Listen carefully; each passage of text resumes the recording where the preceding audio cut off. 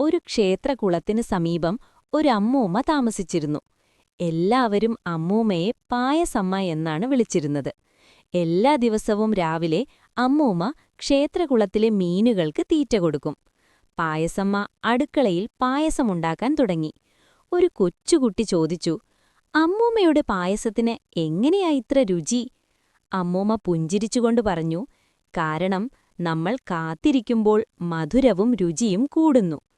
അമ്മൂമ്മ പായസം പതുക്കെ പാകം ചെയ്തു. ക്ഷമയോടെ ഇളക്കി സൂര്യാസ്തമയം കണ്ടു. സന്ധ്യ മയങ്ങിയപ്പോൾ ക്ഷേത്രവീഥിയിൽ സുഗന്ധം പരന്നു. തിളങ്ങുന്ന കണ്ണുകളുമായി കുട്ടികൾ ഒട്ടുകൂടി. അമ്മൂമ്മ എല്ലാവർക്കും പായസം കൊടുത്തു. പായസമ്മ സൗമ്യമായി പറഞ്ഞു, "ഈ പായസം സായാഹ്നത്തിന്റെ ശാന്തത, അഗ്നിയുടെ അനുഗ്രഹം, ഹൃദയത്തിൽ നിന്നുള്ള സ്നേഹം എന്നിവ വഹിക്കുന്നു." Like and subscribe!